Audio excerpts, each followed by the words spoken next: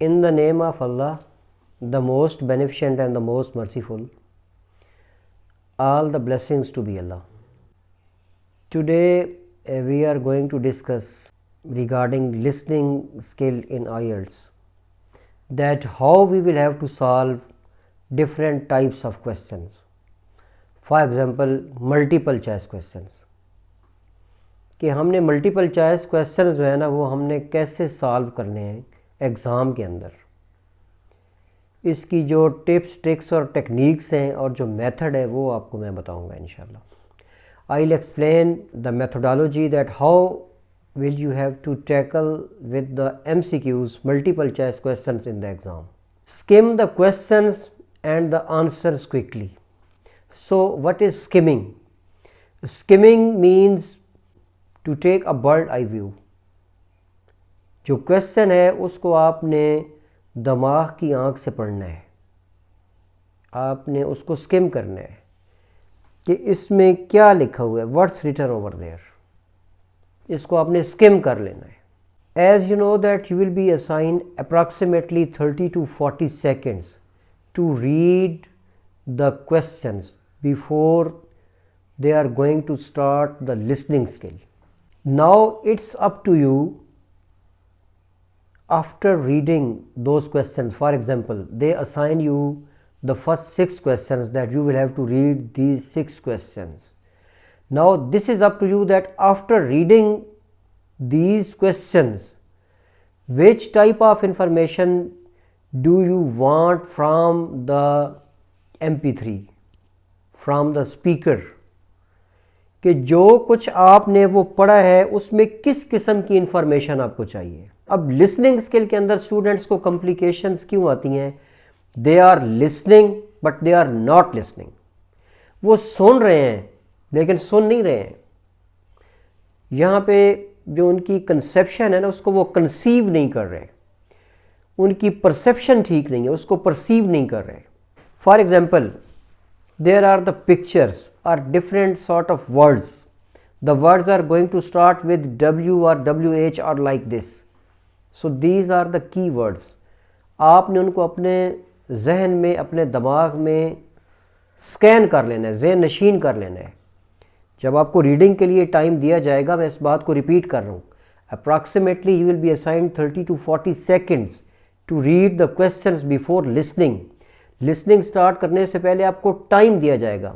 अब आपने उसको पढ़ लेना है और आपको पता चल जाना चाहिए कि किस किस्म की इंफॉर्मेशन आपको लिसनिंग स्किल से चाहिए, जो आपने वहाँ पे राइट आउट करनी है. जो बुकलेट आपको दी गई है, यानी कि जो क्वेश्चन पेपर है उसके ऊपर आपने लिखना है.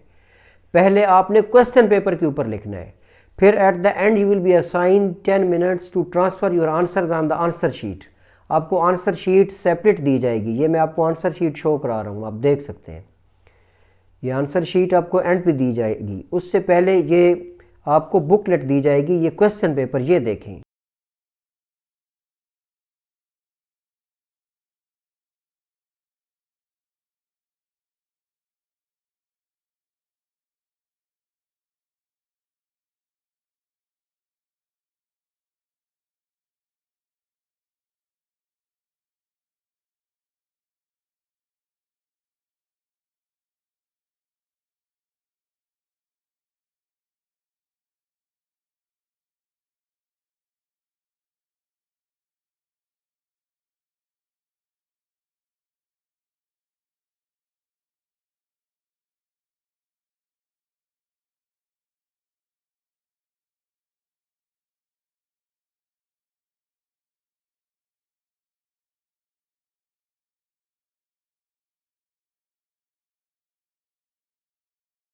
ये इस तरह का क्वेश्चन पेपर होता है. अब आपको फर्स्ट जो 6 क्वेश्चंस हैं या 7 क्वेश्चंस हैं या 5 क्वेश्चंस हैं, आपको अंडरस्टैंड कर जाना चाहिए कि आपको किस किस्म की इंफॉर्मेशन चाहिए. जब आप उसको रीड आउट कर लेंगे, तो फिर आप अपना जहन बना लेंगे कि आपको किस तरह के आंसर चाहिए. सबसे पहले ये है कि you will have to listen the instructions carefully.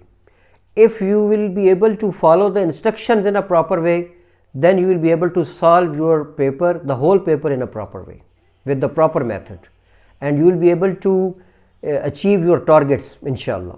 उसके बाद क्या होता है कि answer the questions as you listen. जैसे ही आपने सुनना है वैसे आपने उसका आंसर लिखना है, आपने वेट नहीं करना। No need to wait, you will have to write the answers over there. अगर आप वेट करेंगे तो then you will skip the next question, जो अगला क्वेश्चन है आप उसको मिस कर देंगे। The information will be given in the same order. आपको जो इंफॉर्मेशन दी जाएगी वो ऑर्डर कंडीशन में होगी, it will be in order condition.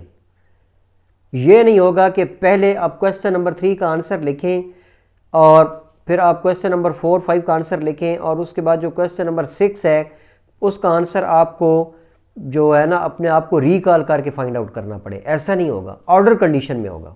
B prepare yourself not to hear first. आपने ऐसे करना है जैसे आपने सुनना है वैसे उसका आंसर आपने लिख देना है। डोंट मूव क्विकली, आपने इतनी जल्दी नहीं जाना आगे। So this is a technical way that how will you have to listen. ये एक टेक्निक है, इट्स अ टेक्निक कि आपने कैसे सुनना है। उसके बाद है कि don't leave any question unanswered. कोई भी क्वेश्चन ऐसा ना छोड़ें जिसका आप आंसर ना लिखें। If you are confuse and if you don't know the proper answer of the question, then you can write anything over there. You don't have any sort of penalties for the wrong answers, for the incorrect answers. किसी type की कोई penalties आप पे नहीं है अगर आप उसका आंसर आप ठीक नहीं लिखते तो।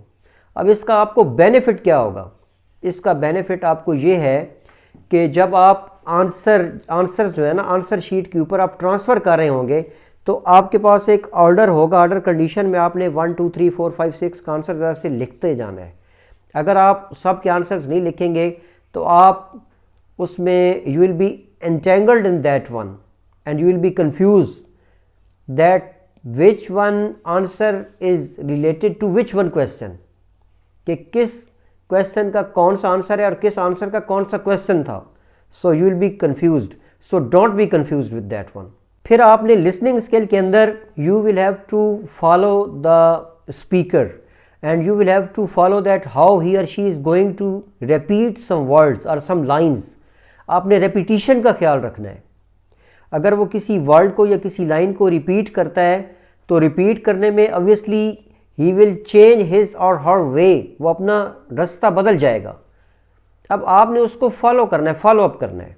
फिर उसमें रिजेक्शन आ जाती है। आपने रिजेक्शन से कैसे बचना है? एक आंसर देता है फिर उसके बाद वो रिजेक्ट कर देता है, तो इन चीज़ों का आपने ख़ास ख्याल रखना है।